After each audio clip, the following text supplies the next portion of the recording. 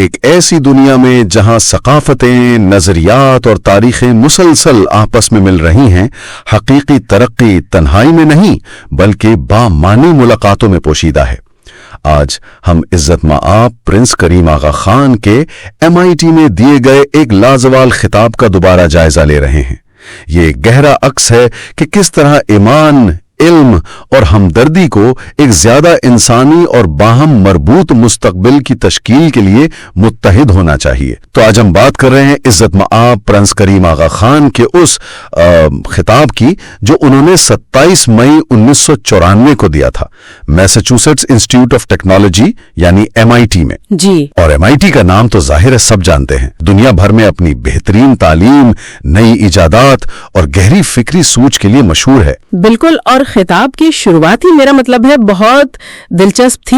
عزت مآب نے MIT کی تعریف تو کی لیکن ساتھ ہی اسے علم کی ایک بہت پرانی گہری روایت سے جوڑا۔ اچھا، خاص طور پر انہوں نے اپنے فاطمی آباء و اجداد کا ذکر کیا جنہوں نے تقریباً 1000 سال پہلے قاہرہ میں الازہر یونیورسٹی قائم کی تھی۔ تو وہ یہ یاد دلا رہے تھے کہ ان کے لیے علم اور ایمان یہ الگ الگ چیزیں نہیں تھیں۔ خالق کی دنیا کو سمجھنے کی جو کوشش ہے وہ اصل میں روحانی بیداری کو بڑھاتی تھی، اور پھر روحانیت سے ہی مزید جاننے کا وہ تجسس پیدا ہوتا تھا۔ یہ جوڑ آج بھی اتنا ہی اہم ہے۔ یہ واقعی ایک زبردست نقطہ ہے، علم اور ایمان کا یہ گہرا تعلق۔ اور MIT کی بات کریں تو یہ ادارہ بھی تو وقت کے ساتھ بدلا ہے نا؟ جی بالکل۔ شروع میں تو یہ ایک نئی صنعتی معاشرے کی خدمت کے لیے بنا تھا، لیکن پھر اس نے محسوس کیا کہ دنیا بدل رہی ہے، چیلنجز بدل رہے ہیں۔ صحیح کہا، اسی لیے MIT نے آپ دیکھیں خود کو صرف انجینئرنگ اور سائنس تک ہی نہیں رکھا، انہوں نے سماجی علوم اور انسانیات کو بھی اپنے نصاب کا حصہ بنایا۔ اچھا، کیوں؟ مطلب کیا سوچتے ہیں اس کے پیچھے؟ کیونکہ وہ سمجھتے ہیں، اور یہ صحیح بھی ہے، کہ آج کل کے جو پیچیدہ مسائل ہیں وہ صرف ٹیکنالوجی سے حل نہیں ہو سکتے۔ ان کے لیے انسانی پہلو کو سمجھنا، سماج کو سمجھنا یہ بھی بہت ضروری ہے۔ اور یہ تبدیلی صرف نصاب تک ہی نہیں رہی، ٹھیک ہے؟ MIT تو اب ایک ایسی جگہ بن گیا ہے جہاں پوری دنیا سے لوگ آتے ہیں، مختلف ثقافتیں، مختلف مذاہب۔ جی ہاں بالکل، وہاں آپ کو ہر بر اعظم سے اور تقریباً ہر بڑے مذہب سے تعلق رکھنے والے طلباء اور فیکلٹی ملیں گے۔ تو یہ تنوع اس کا کیا فائدہ ہے؟ یہ صرف آبادیاتی چیز نہیں ہے، اصل میں یہ تحقیق کو تقویت دیتا ہے۔ مختلف زاویے ملتے ہیں، سوچ وسیع ہوتی ہے، اور جو لوگ وہاں سے پڑھ کر نکلتے ہیں وہ پھر حقیقی دنیا کے مسائل سے نمٹنے کے لیے زیادہ تیار ہوتے ہیں۔ ان میں وہ لچک ہوتی ہے، وہ سمجھ ہوتی ہے۔ اچھا، اب آتے ہیں خطاب کے مرکزی خیال پر۔ عزت مآب نے ایک لفظ استعمال کیا، ملاقاتیں، انکاؤنٹرز۔ یہ کیا تصور ہے، ذرا وضاحت کریں گی؟ جی، یہ بڑا کلیدی نقطہ تھا۔ ملاقاتوں سے ان کی مراد وہ لمحات تھے جب آپ کہہ لیں مختلف لوگ یا ثقافتیں یا نظریات یا نظام آپس میں ملتے ہیں یا ٹکراتے ہیں۔ ہاں، یا ملتے ہیں۔ انہوں نے فرق بھی واضح کیا، جیسے سائنس میں دو ذرات کا ٹکراؤ ہوتا ہے وہ تو ایک طرح سے پریڈکٹیبل ہوتا ہے نا جی، لیکن انسانی ملاقاتیں ویسی نہیں ہوتی، وہ کہیں زیادہ پیچیدہ ہوتی ہیں۔ ان پر تاریخ کا اثر ہوتا ہے، ثقافت کا، لوگوں کی پہلے سے بنی ہوئی رائے یعنی مفروضوں کا، اور ان کے مقاصد کا۔ یہ سب مل کر ان ملاقاتوں کو شکل دیتے ہیں۔ یعنی یہ صرف دو لوگوں کا ملنا نہیں بلکہ ان کے پورے پس منظر کا، ان کی پوری تاریخ کا ٹکراؤ ہے۔ اور انہوں نے 1994 کو ایک خاص لمحہ کہا تھا، کیوں؟ جی، انہوں نے کہا کہ 1994 تاریخ کا ایک اہم موڑ تھا۔ دنیا میں بڑی جغرافیائی، سیاسی، سماجی اور تکنیکی تبدیلیاں آ رہی تھیں بہت تیزی سے، اور ان تبدیلیوں کی وجہ سے عالمی سطح پر لوگوں اور قوموں کے ملنے جلنے کے انداز بالکل نئے ہو رہے تھے۔ مطلب ایک نیا دور شروع ہو رہا تھا ایک طرح سے، جی، گویا دنیا ایک نئے باب میں داخل ہو رہی تھی اور ان ملاقاتوں کی شکل و صورت بدل رہی تھی۔ اور کون سی وہ بڑی تبدیلیاں تھیں جو ان ملاقاتوں پر اثر ڈال رہی تھیں؟ خطاب میں خاص طور پر 2 کا ذکر تھا میرے خیال میں۔ ہاں، انہوں نے 2 بڑی قوتوں کی نشاندہی کی۔ پہلی تھی کمیونزم کا خاتمہ، سوویت یونین کا ٹوٹنا اور مشرقی یورپ کی حکومتوں کا خاتمہ۔ اس نے تو عالمی حرکیات کو بالکل بدل کر رکھ دیا تھا۔ صحیح، وہ سرد جنگ والی دنیا ختم ہو گئی. بالکل. وہ جو دو قطبی دنیا تھی، سرمایہ داری بمقابلہ کمیونزم، وہ تحلیل ہو گئی. اس سے سفارتکاری کے، تجارت کے، ثقافتی تبادلے کے، ان سب کے نئے راستے کھلے. لیکن اس کھلے پن میں شاید کچھ خطرے بھی ہوں گے. یقیناً. عزت مآب نے اس طرف بھی اشارہ کیا. کہا کہ اگر یہ سیاسی اور اقتصادی منتقلی ٹھیک سے نہ ہو پاتی، اگر یہ ناکام ہو جاتی، تو پھر آمیریت کے واپس آنے کا بھی خطرہ تھا. اچھا. وہ جو تبدیلی پر لگی روک تھی وہ ہٹ گئی تھی. اس سے تخلیقی صلاحیتوں کے زبردست مواقع تو پیدا ہوئے، لیکن ساتھ ہی ایک عدم استحکام بھی آیا. اور اس صورتحال سے نمٹنے کے لیے بصیرت والی، سمجھدار قیادت کی شدید ضرورت تھی. یہ ایک نازک وقت تھا. اور دوسری بڑی قوت کون سی تھی جس کا ذکر ہوا؟ دوسری قوت تھی خود اسلامی دنیا کے اندر آنے والی تبدیلیاں. اور یہ بھی کوئی ایک تبدیلی نہیں تھی، کئی طرح کی تھیں. جیسے کہ ایک تو معاشی طاقت بڑھ رہی تھی، اور یہ صرف مشرق وسطی کے تیل کی وجہ سے نہیں تھا جیسا کہ عام طور پر سمجھا جاتا ہے. اچھا. نہیں، بلکہ ملیشیا، انڈونیشیا جیسے ملکوں میں صنعت کاری ہو رہی تھی. اس سے بھی اسلامی دنیا کا اثر و رسوخ بڑھ رہا تھا. آبادی کے لحاظ سے بھی تو فرق پڑ رہا تھا. بالکل. اس وقت مسلمان دنیا کی آبادی کا تقریباً چوتھائی حصہ تھے، اور یہ تعداد مسلسل بڑھ رہی تھی. اور تیسری بات یہ کہ مسلمان اب صرف اپنے روایتی علاقوں میں نہیں تھے، وہ دنیا بھر میں پھیل رہے تھے. شمالی امریکہ، یورپ اور دوسری جگہوں پر مسلم کمیونٹیز بن رہی تھیں، مضبوط ہو رہی تھیں، اور وہاں کے تکثیری معاشروں میں اپنا حصہ ڈال رہی تھیں. لیکن کیا مغرب اس بدلتی ہوئی، پھیلتی ہوئی اسلامی دنیا کو صحیح طرح سمجھ رہا تھا؟ خطاب میں تو لگتا ہے کہ اس حوالے سے کچھ تشویش کا اظہار کیا گیا تھا. ہاں، یہی ایک بہت اہم نقطہ تھا. عزت مآب نے کہا کہ ان تمام تبدیلیوں کے باوجود مغرب کے اسلام کے بارے میں سمجھ اکثر، افسوس کے ساتھ کہنا پڑتا ہے، بہت سطحی تھی. سطحی؟ کس طرح؟ عام طور پر لوگ مسلمانوں کو یا تو وہ پرانے دقیانوسی تصورات جیسے تیل کے شیخ یا پھر بنیاد پرست، بس ان دو خانوں میں دیکھتے تھے. اسٹیریوٹائپس. جی، اسٹیریوٹائپس. انہوں نے زور دیا کہ بھئی اسلام کوئی ایک مونولیتھک چیز نہیں ہے. اس میں نسلی، سیاسی اور مذہبی لحاظ سے اتنا زیادہ تنوع ہے، اتنی وسعت ہے. اسے سمجھنے کے لیے گہرائی میں جانے کی ضرورت ہے. یہ غلط فہمیوں اور علم کی کمی کا مسئلہ تو آج بھی بہت سنگین ہے. خطاب میں اس کی کوئی مثال دی گئی تھی؟ جی، انہوں نے ایک بہت اچھی اور سچی مثال دی. کہا کہ زیادہ تر مغربی باشندے شیعہ اور سنی فرق کے بارے میں صحیح طرح سے تبھی جان پائے جب ایران میں انقلاب آیا. اچھا. حالانکہ یہ تو صدیوں پرانا فرق ہے. بالکل. اور اسلامی دنیا کے اندر تو یہ ایک بنیادی حقیقت ہے، لیکن مغرب میں اس کا علم نہیں تھا. تو اس لا علمی کو انہوں نے کیسے واضح کیا؟ اس کی سنگینی کو؟ انہوں نے ایک دلچسپ موازنہ کیا. کہا کہ یہ بالکل ایسے ہی ہے جیسے کوئی مسلمان یہ فرض کر لے کہ پروٹیسٹنٹ اور کیتھولک بالکل ایک جیسے ہیں، اور ان کے درمیان جو صدیوں کے مذہبی اور تاریخی اختلافات ہیں ان کو سمجھے ہی نہیں. بات تو صحیح ہے. یہاں سے پھر وہ یونیورسٹیوں کے کردار پر آئے کہ ان کا کام صرف ٹیکنیکل مہارتیں سکھانا نہیں ہے. ان کا کام ثقافتوں کے درمیان جو یہ خلیج ہے، یہ جو فاصلے ہیں، انہیں کم کرنا بھی ہے. تاریخی شعور دینا، زبان کی باریکیوں کو سمجھانا، جسے آج کل کلچرل لٹریسی یا ثقافتی خواندگی کہتے ہیں. تو یہ ٹیکنیکل مہارت جتنی ہی اہم ہے؟ بالکل. خاص طور پر آج کی اس جڑی ہوئی انٹر کنیکٹڈ دنیا میں یہ اتنی ہی ضروری ہے. تو ان ملاقاتوں، غلط فہمیوں اور ثقافتی خواندگی کی ضرورت کو مزید سمجھانے کے لیے کیا تاجکستان کی مثال اسی لیے استعمال کی گئی؟ بالکل. عزت مآب نے تاجکستان کو ایک چھوٹی سی، آپ کہہ لیں، کیس سٹڈی کے طور پر پیش کیا، یہ دکھانے کے لیے کہ کیسے تین بڑی ثقافتی قوتیں یعنی سابق کمیونسٹ دنیا، مسلم دنیا اور مغربی دنیا ایک جگہ پر آ کر ملتی ہیں اور ایک دوسرے پر اثر انداز ہوتی ہیں. تاجکستان کی صورتحال اس وقت تھی کیسی؟ 1994 کے آس پاس وہاں کیا ہو رہا تھا؟ وہ بہت ہی مشکل بحرانی دور سے گزر رہا تھا.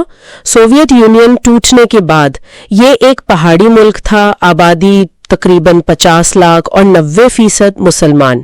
اب ہوا یہ کہ سوویت دور کی جو معاشی مدد ملتی تھی وہ اچانک ختم ہو گئی. نتیجے کھانے کی شدید قلت، غربت، معاشی عدم استحکام، اس کے علاوہ مختلف نسلوں کے درمیان تاجک، ازبیک، کرغز، روسی، ان کے درمیان کشیدگی بڑھ رہی تھی۔ اور مذہب کا کیا کردار تھا؟ مذہب کا کردار بھی اہم تھا۔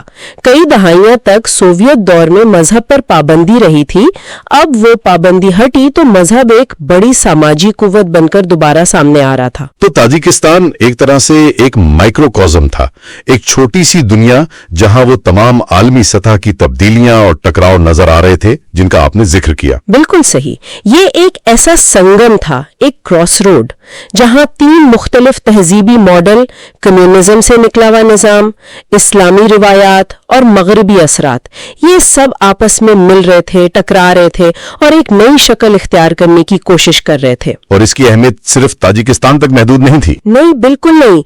عزت مآب کا نقطہ یہی تھا کہ تاجکستان میں جو کچھ ہوگا، اس کے نتائج، اس کے اثرات صرف وہیں تک محدود نہیں رہیں گے، بلکہ آنے والے کئی سالوں تک، شاید دہائیوں تک، عالمی استحکام پر اثر انداز ہو سکتے ہیں۔ یہ مستقبل کی عالمی ملاقاتوں کا ایک نمونہ تھا۔ تو اس طرح کی پیچیدہ صورتحال سے نپٹنے کے لیے، جہاں اتنی مختلف قوتیں، اتنے مختلف پس منظر آپس میں مل رہے ہوں، کیا کوئی رہنمائی دی گئی، کوئی اصول بتائے گئے؟ جی ہاں، اور یہ خطاب کا ایک بہت ہی عملی اور اہم حصہ تھا۔ عزت مآب نے 4 رہنما اصول بتائے۔ یہ ایسے اصول ہیں جو ایسی پیچیدہ ثقافتی، سیاسی اور سماجی صورتحال سے مثبت انداز میں نمٹنے میں مدد دے سکتے ہیں۔ اچھا، کیا تھے وہ اصول؟ پہلا، اپنی طاقتوں سے استفادہ کریں، یعنی ہر کلچر، چاہے وہ مغربی ہو، مسلم ہو یا سابق کمیونسٹ روایت سے نکلا ہو، اس کی اپنی منفرد خوبیاں اور اثاثے ہوتے ہیں، انہیں پہچانیں اور ان کا بہترین استعمال کریں۔ ٹھیک ہے۔ دوسرا، اپنے مقاصد کے ساتھ ہم آہنگ رہیں، مطلب جو بھی حل نکالا جائے وہ ان لوگوں کی اپنی ثقافتی اقدار اور معاشرتی ترجیحات سے میل کھاتا ہو، تبھی وہ قابل قبول بھی ہوگا اور دیر پا بھی۔ تیسرا اصول؟ تیسرا، نمایاں بہتری کا ہدف رکھیں۔ صرف گزارا کرنا یا موجودہ جدوجہد کو برقرار رکھنا مقصد نہیں ہونا چاہیے، بلکہ حالات کو واضح طور پر بہتر بنانے کی کوشش کرنی چاہیے، سٹیٹس کو چیلنج کرنا چاہیے۔ اور چوتھا اور شاید سب سے اہم، انسانی بنیادوں پر منتقلی کو یقینی بنائیں۔ کوئی بھی معاشی یا سماجی اصلاحات لاتے وقت لوگوں کی عزت نفس کا خیال رکھا جائے، ان کے حقوق محفوظ رہیں اور ان کی تکالیف کو کم سے کم کیا جائے۔ انسانی پہلو ہمیشہ مقدم رہنا چاہیے۔ یہ چاروں اصول تو بہت گہرے اور عملی لگتے ہیں۔ اگر انہیں تاجکستان والی مثال پر لاگو کریں تو کیا تصویر بنتی ہے؟ مطلب کون سی ثقافت کیا لا سکتی تھی؟ تصویر کافی واضح ہو جاتی ہے۔ دیکھیے، مغرب کیا لا سکتا ہے؟ سائنس، ٹیکنالوجی، جمہوریت کے نظریات، لبرل معاشیات، انسانی حقوق کا تصور، یہ مغرب کی طاقتیں ہیں۔ ٹھیک ہے۔ اور مسلم دنیا؟ مسلم دنیا کیا دے سکتی ہے؟ اخلاقی اقدار کا ایک مضبوط ڈھانچہ، خدمت کا جذبہ، خیرات اور فلاح کا تصور، اجتماعی ذمہ داری کا احساس، یہ مسلم ثقافت کے اہم اثاثے ہیں۔ اور سابق کمیونسٹ روایت، اس میں بھی کچھ تھا؟ باوجود تمام خرابیوں اور مسائل کے، اس روایت سے بھی کچھ سیکھا جا سکتا تھا، جیسے سماجی ہم آہنگی پر زور، تعلیم کی اہمیت پر اتفاق، اور کم از کم نظریاتی طور پر صنفی مساوات پر زور۔ ان میں کچھ مثبت سبق ہو سکتے ہیں۔ تو اصل چیلنج ان سب کو ملانا تھا؟ بالکل، اصل چیلنج یہ تھا اور آج بھی ہے کہ ان سب مختلف طاقتوں اور اثاثوں کو اس طرح سے ملایا جائے کہ ایسے حل نکلیں جو مقامی لوگوں کے لیے کام کریں، جو پائیدار ہوں، اور سب سے اہم، اس کوشش میں جو اچھی چیزیں پہلے سے موجود ہیں، جیسے تعلیم یا عورتوں کو بااختیار بنانا، وہ ضائع نہ ہو جائے۔ یہ توازن بہت نازک ہے۔ اور اس سارے عمل میں تعلیم کا، یونیورسٹیوں کا کیا کردار بنتا ہے؟ خطاب میں اس پر بھی کافی زور دیا گیا تھا۔ یونیورسٹیوں کو صرف سائنس کے سادہ اصول نہیں رٹانے چاہیے، انہیں انسانی معاشروں کی جو پیچیدگی ہے، ان کی نزاکت ہے، اس کا احترام کرنا بھی سکھانا چاہیے۔ یعنی صرف ٹیکنیکل علم کافی نہیں؟ بالکل نہیں، انہیں ایسے گریجویٹس تیار کرنے چاہیے جو دنیا کے بڑے پیچیدہ مسائل کو سمجھ سکے اور انہیں حل کرنے کے لیے مختلف ثقافتوں کے لوگوں کے ساتھ مل کر کام کرنے کی صلاحیت رکھتے ہوں۔ بین الثقافتی افہام و تفہیم پیدا کرنا یونیورسٹیوں کی ذمہ داری ہے۔ ایک خاص اصطلاح استعمال ہوئی تھی، مصروف ذہانت یا انگیجڈ انٹیلیجنس، اس کا کیا مطلب تھا؟ اس سے مراد تھی ایسی ذہانت جو صرف کتابی نہ ہو، صرف تھیوری تک محدود نہ ہو، بلکہ عملی طور پر استعمال ہو اور ہمدردی کے ساتھ استعمال ہو۔ ہمدردی کے ساتھ؟ جی، یعنی تکنیکی مہارت تو ہو، لیکن ساتھ میں یہ سمجھ، یہ احساس بھی ہو کہ اس مہارت کو لوگوں کی بھلائی کے لیے کیسے استعمال کرنا ہے۔ یہ جاننا کافی نہیں کہ کوئی چیز کیسے کام کرتی ہے، یہ احساس بھی ضروری ہے کہ اس کے استعمال سے لوگوں کی زندگیوں پر کیا اثر پڑے گا، کیا وہ بہتر ہوں گی، کیا اس سے کسی کو نقصان تو نہیں پہنچے گا۔ یہ ہے انگیجڈ انٹیلیجنس۔ اور انہوں نے MIT کی تعریف بھی کی تھی اس حوالے سے۔ جی، انہوں نے MIT کی تعریف کی کہ وہ صرف سائنس اور انجینئرنگ سے آگے بڑھ کر دوسرے مضامین جیسے سماجی علوم اور انسانیات کو بھی اہمیت دے رہا ہے، اور اس سے بین الضابطہ تعلیم انٹر ڈسپلنری ایجوکیشن کے لیے ایک ماڈل قرار دیا۔ انہوں نے MIT کے ایک سابق صدر جیمز کلین جونیئر کا قول بھی دہرایا تھا، ہے نا؟ جی، انہوں نے کلین کا قول نقل کیا، ہمیں سائنس اور انسانیات کے درمیان بہتر رابطوں کی ضرورت ہے، انہیں ایک وسیع تر انسانیت پسندی میں ملانے کی ضرورت ہے جو دونوں پر منحصر ہو، یعنی سائنس اور ہیومینٹیز کو جوڑنا ہوگا ایک وسیع تر انسانی فریم ورک میں۔ لیکن عزت مآب اس سے بھی ایک قدم آگے گئے، جہاں تک مجھے یاد پڑتا ہے۔ بالکل، انہوں نے کہا کہ آج کی حقیقتیں، آج کی دنیا اس سے بھی زیادہ کا تقاضا کرتی ہیں، ہمیں صرف سائنس اور مغربی انسانیت کو ہی نہیں جوڑنا، تو پھر کیا کرنا ہے؟ بلکہ ہمیں دنیا کی مختلف تہذیبوں کی جو حکمت ہے، جو دانش ہے، جو بصیرت ہے، اسے بھی اس مرکب میں شامل کرنا ہوگا، اسے بھی اکٹھا کرنا ہوگا تاکہ ہم مستقبل کے چیلنجز کا حقیقی معنوں میں مقابلہ کر سکیں۔ علم کی مختلف شاخوں اور مختلف ثقافتوں کی بصیرت کو ایک ساتھ لانا ہوگا۔ تو اگر ہم اس پوری گہری گفتگو کو سمیٹیں تو اس خطاب کے سب سے اہم نکات یا کلیدی پیغامات کیا ہوں گے؟ میرے خیال میں چند باتیں خاص طور پر ذہن نشین رکھنے والی ہیں۔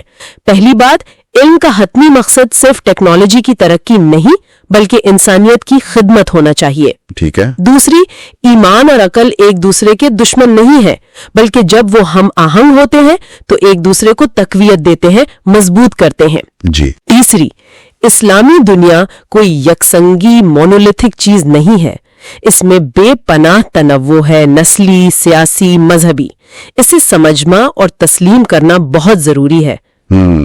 چوتھی، تاجکستان جیسے علاقے جہاں مختلف ثقافتیں ملتی ہیں وہ صرف مقامی اہمیت نہیں رکھتے، وہ ایک طرح سے پوری دنیا میں ہونے والی ثقافتی ملاقاتوں کی پیچیدگیوں اور امکانات کی علامت ہیں۔ بالکل۔ پانچویں، یونیورسٹیوں کا کردار صرف ماہرین پیدا کرنا نہیں بلکہ ایسے رہنما تیار کرنا ہے جن میں ہمدردی ہو، وسیع نظری ہو اور وہ معاشرے کے تمام طبقوں کو ساتھ لے کر چلنے کی صلاحیت رکھتے ہوں۔ اور وہ 4 اصول؟ جی، اور آخر میں وہ 4 رہنما اصول جو تعمیری ملاقاتوں کے لیے ضروری ہے۔